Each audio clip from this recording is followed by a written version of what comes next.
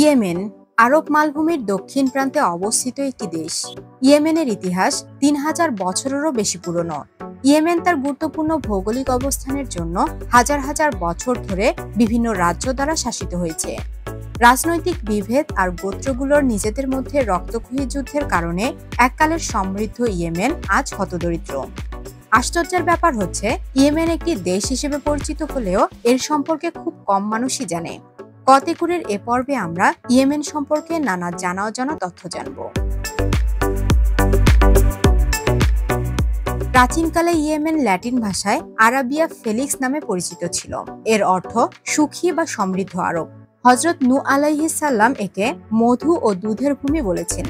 নূহ আলাইহিস সালামের আমলে যে মহাপ্লাবন হয়েছিল সেখানে তার ৩ পুত্র বেঁচে গিয়েছিল। এদের মধ্যে একজন ছিলেন সাম। তার দ্বারাই বর্তমান ইয়েমেনের রাজধানী সানা প্রতিষ্ঠিত হয়েছিল। হাজার বছরেরও বেশি সময় ধরে ইয়েমেন শক্তিশালী এবং ধনী রাষ্ট্র ছিল। প্রাচীন বিশ্বের সবচেয়ে মূল্যবান দুটি পণ্য লোবান ও গন্ধরাস উৎপাদনের কারণে তাদের সমৃদ্ধি ছিল চোখ ধাঁধানো। পরবর্তীতে ইয়েমেন উত্তর ও দক্ষিণ ২ ভাগে বিভক্ত হয়। উত্তরে অটোমান সাম্রাজ্য এবং দক্ষিণে ব্রিটিশরা শাসন করত। ১৯১৭ সালে অটোমান সাম্রাজ্য বিলুপ্ত হয়ে গেলে উত্তর ইয়েমেন স্বাধীনতা লাভ করে, কিন্তু দক্ষিণ ইয়েমেন স্বাধীনতা লাভ করে ১৯৬৭ সালে, যখন ব্রিটিশরা দক্ষিণ ইয়েমেন ত্যাগ করে। আলাদা স্বাধীন রাষ্ট্র হওয়ার পরেও উত্তর ও দক্ষিণ ইয়েমেনের মধ্যে সর্বদা সংঘর্ষ লেগেই থাকত। এ অবস্থায় আলী আবদুল্লাহ সালেহের দীর্ঘ প্রচেষ্টায় ১৯৯০ সালে ইয়েমেনের ২ অংশ একটি প্রজাতন্ত্র হিসেবে একত্রিত হয়। আলী আবদুল্লাহ সালেহ নতুন ইয়েমেন প্রজাতন্ত্রের রাষ্ট্রপতির দায়িত্ব পালন করে। ২০১১ সালে আরব বসন্তের সময় আলী আবদুল্লাহ সালেহ তার ডেপুটি মানসুর হাদির কাছে ক্ষমতা হস্তান্তর করতে বাধ্য হন। এরপর থেকে আবার শুরু হয় গৃহযুদ্ধ।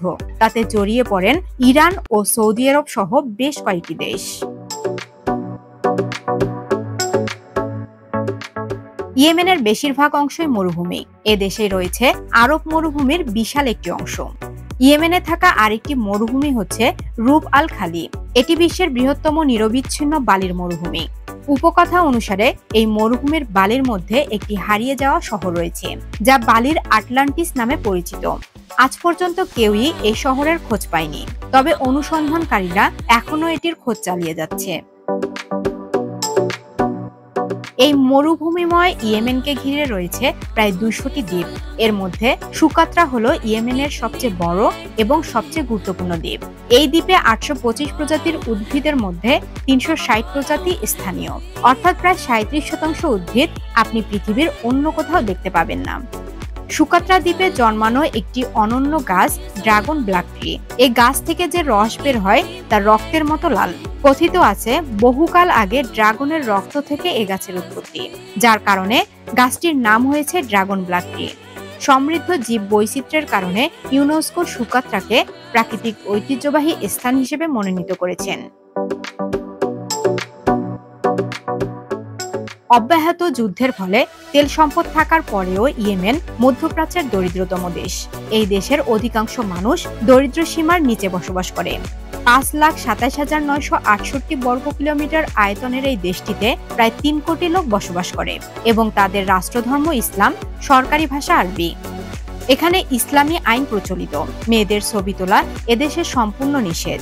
মজার বিষয় হলো ইয়েমেনের পুরুষদের জনসম্মুখে একটি জাম্বি বা ছোরা বহন করার প্রথা রয়েছে। তবে এভাবে অস্ত্র বহন করলেও ইয়েমেনিরা সাধারণত অতিথি পরায়ণ হয়। পরিবার এবং নিজ সম্প্রদায়ের সদস্যদের সাথে ঘনিষ্ঠ সম্পর্ক তারা মূল্য দেয়। তারা বড় পরিবার নিয়ে একত্রে থাকতে এবং একসাথে বসে খেতে পছন্দ করে। ইয়েমেনিদের প্রধান খাবার ভেড়ার মাংসের ঝোল থেকে তৈরি এক ধরনের স্যুপ। এই খাবারের নাম সালতা। আরেকটি জনপ্রিয় খাবার হলো বিনোদ আল সান। এটি এক ধরনের রুটি। এর সাথে মাখন ও উষ্ণ মধু দিয়ে পরিবেশন করা হয়।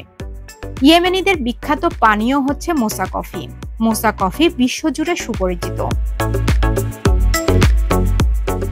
মোচার মতো আরেক পুরনো শহর জাবিদ। ইউনেস্কো জাবিদকে একটি অসামান্য প্রত্নতাত্ত্বিক ও ঐতিহাসিক স্থান হিসেবে বর্ণনা করেছে। শহরটিতে রয়েছে ৮৬টি মসজিদ। এর মধ্যে ১৪টি মসজিদ প্রায় ১০০০ বছর পুরনো। এর অলিতে গলিতে ছড়িয়ে আছে অনেক ঐতিহাসিক নিদর্শন। এই শহরের বাড়িগুলিও প্রাচীন আরবীয় রীতিতে তৈরি। তবে ইয়েমেনের আইকনিক স্থাপত্য হচ্ছে দার আল হাজার প্রাসাদ। এটি একটি বিশাল শিলা থেকে খোদাই করে তৈরি করা হয়েছিল, যদিও বর্তমানে মাত্র 3টি তলা দৃশ্যমান। একসময় প্রাসাদ হিসেবে এই স্থাপনাটি ব্যবহৃত হতো, এখন এটি একটি জাদুঘর হিসেবে জনসাধারণের জন্য উন্মুক্ত। সমগ্র ইয়েমেনে ছড়িয়ে আছে এমন প্রাচীন স্থাপত্য।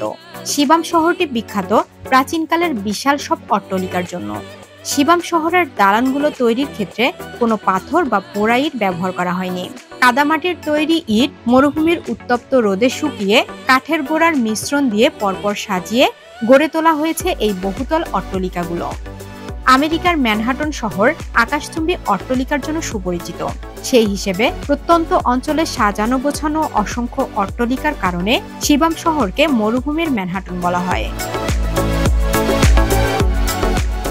এত অসাধারণ সব স্থাপত্য এবং ঐতিহাসিকভাবে মর্যাদাপূর্ণ স্থান হওয়া সত্ত্বেও ইয়েমেনে পর্যটকরা খুব বেশি যেতে পারে না, কারণ এর অস্থিতিশীল রাজনৈতিক পরিবেশ দেশটিকে ভ্রমণের জন্য অত্যন্ত ঝুঁকিপূর্ণ বলে ঘোষণা করেছেন বিভিন্ন ভ্রমণ বিষয়ক সংস্থাগুলো।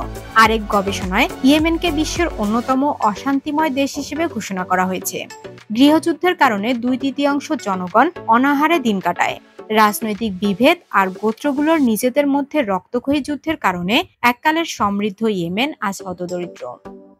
এ ধরনের ভিডিও নিয়মিত দেখতে চাইলে কতগুলি সাবস্ক্রাইব করে পাশে থাকা বেল আইকনটিতে ক্লিক করুন। এই ভিডিওটি ভালো লাগলে লাইক করুন এবং বেশি বেশি করে শেয়ার করুন। ধন্যবাদ।